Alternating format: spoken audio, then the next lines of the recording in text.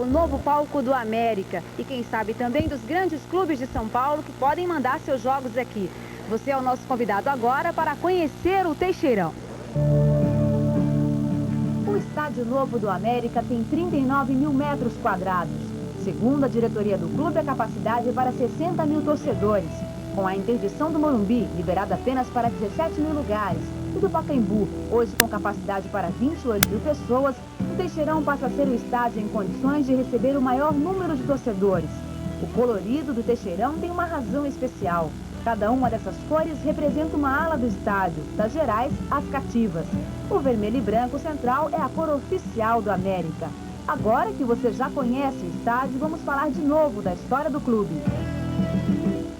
Nós estamos agora com 3 jornalistas esportivos que acompanharam nos últimos anos a trajetória do América.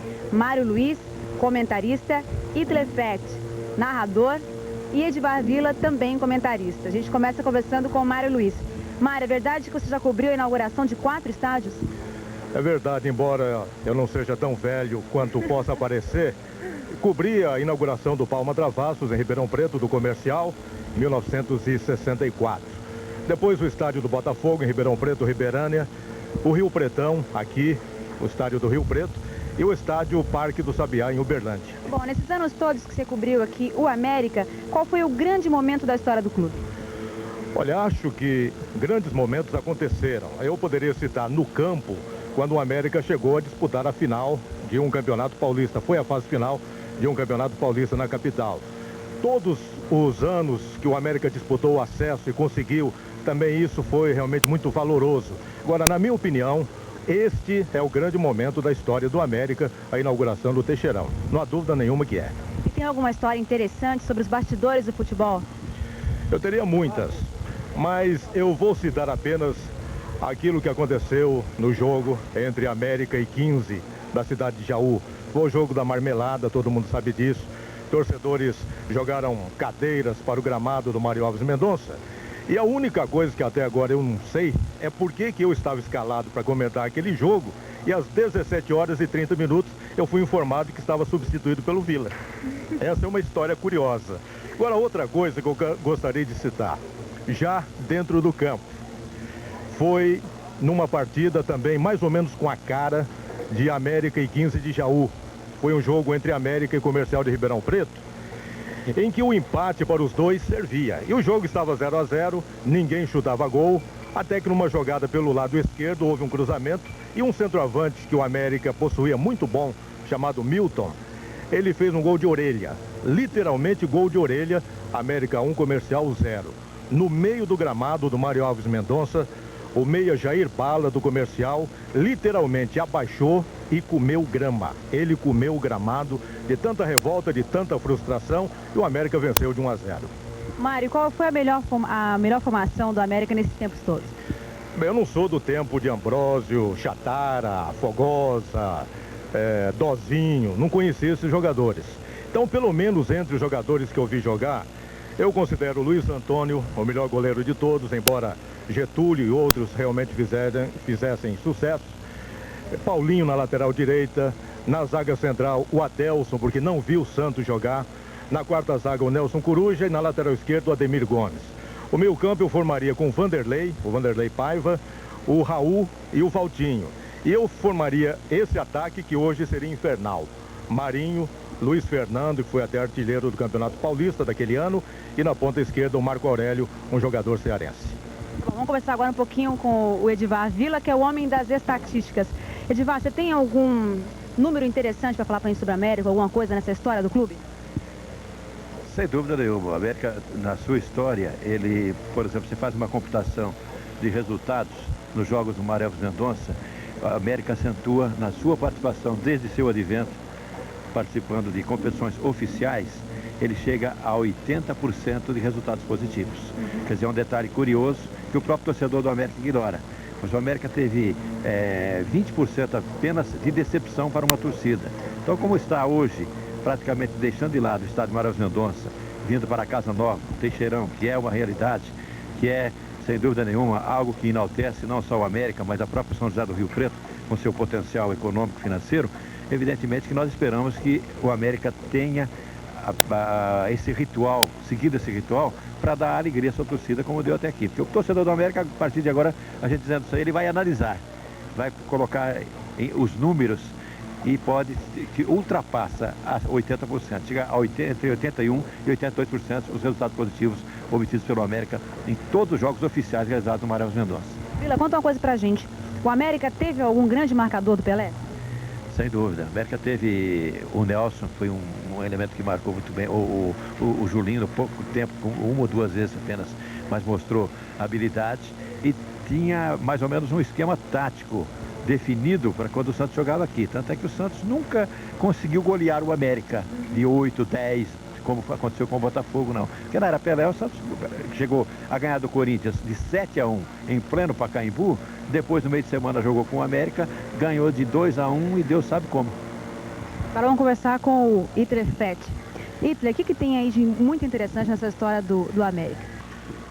Fato interessante na vida do América foram essas subidas e descidas, essa emoção que uma cidade viveu intensamente. Não tão quanto a cidade de Bauru, por exemplo, mas o América Futebol Clube também ofereceu à sua torcida grandes alegrias e grandes decepções. A primeira grande alegria em 57, quando subiu, sob o comando do 71, o João Avelino, e o Tijo Villanova como presidente.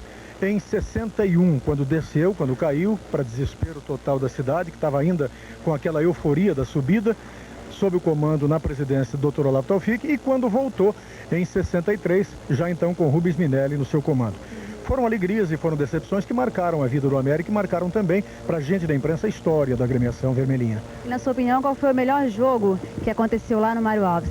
Olha, todos os jogos exatamente desta sequência de acontecimentos foram importantes, principalmente aqueles que determinaram a subida do América. Mas há dois jogos que eu posso citar para você como curiosos e muito importantes. Um contra o São Bento de Sorocaba aqui, em que o América tinha que ganhar de qualquer maneira. E o São Bento era um time tinhoso, era desses adversários tipo Corinthians e Palmeiras, hoje tipo São Paulo e Santos. E quando o São Bento entrou em campo, a torcida inteira xingou o São Bento e não o time. Falando o nome do São Bento, mas do Santo e não o time, né? O time do São Bento é isso, não. O São Bento é isso e tal. Caiu um toró dentro do estádio e só dentro do estádio.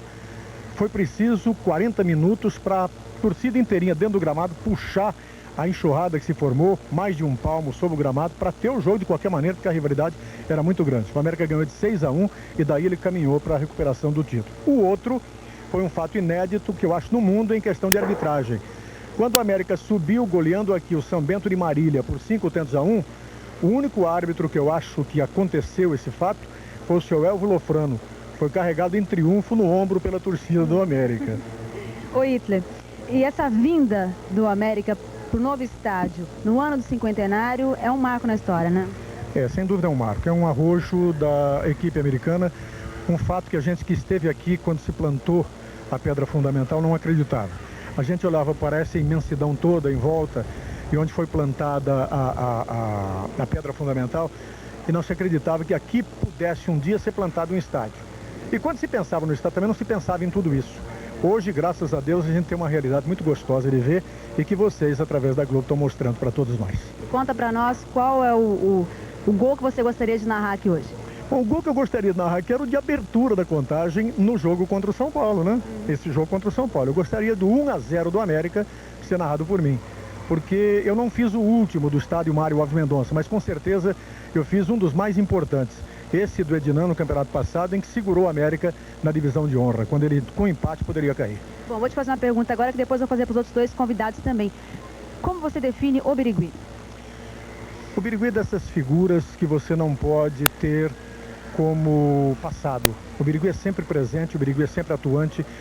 Fizeram ao Birigui aquilo que deveria ser feito há muito tempo. Muito embora ele tenha exercido o cargo de presidente durante 23 anos e desde 1948, 46, aliás, quando o América foi fundado, em que ele jogou a primeira partida como ponta esquerda, ganhando da Associação Atlética Ferroviária, não é a mesma de hoje, de Araraquara, em Mirassol por 3-0, porque o Rio Preto e o Palestra negaram o campo. O Palestra é porque o campo foi na Baixada do Rio Preto ali, invadido, tomado pelas águas, não tinha condição de jogo. O Rio Preto já estava enjoado, ele viu o América só conquistar glórias dentro do campo dele. Então vamos dar um jeitinho, o Jocondo, Zancanera e Mirassol acabou sendo o palco desse jogo, 3-0 para a equipe do América. E o Birigui, 23 anos presidente. E o Birigui de sempre, o Birigui que vai ser o presidente eterno do América, que me perdoe o Pedro Batista. O Pedro Batista chega para ser mais um. O Birigui foi o presidente. Ok. Mário, você, o que diz? Benedito Teixeira, para mim, é um presidente inesquecível. Pela longevidade, são 23 anos como presidente, como jogador, como diretor, pelo esforço que ele fez para concluir este estádio. E, lamentavelmente, Benedito Teixeira, ele deve ter consigo uma frustração. Ele acaba sendo vítima daquilo que a gente pode definir como uma conspiração de datas.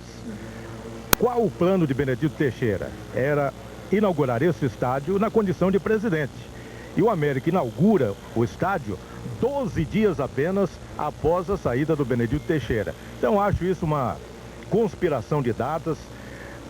Todo o cuidado está sendo tomado para que as homenagens permaneçam firmes, bem direcionadas, para que o presidente realmente seja reconhecido como tal, e deve sê-lo, mas o gostoso mesmo seria inaugurar o estádio com ele, Benedito Teixeira, na presidência. Não deu, mas aí está a grande obra da sua administração. Eu gostaria de acrescentar mais uma coisa. Me fizeram pergunta no começo relativamente aos estádios, que eu tive o prazer de estar presente na inauguração. Então gostaria de alertar o América para que não se repita aqui aquilo que eu já vi acontecer. Todo time do interior, quando sai do seu campo, que eu diria uma casa da periferia, e vai para um estádio maior, que a gente pode chamar de uma mansão, ele encontra dificuldades. O Comercial, no Costa Coelho, foi um time, no Palma Travassos foi outro.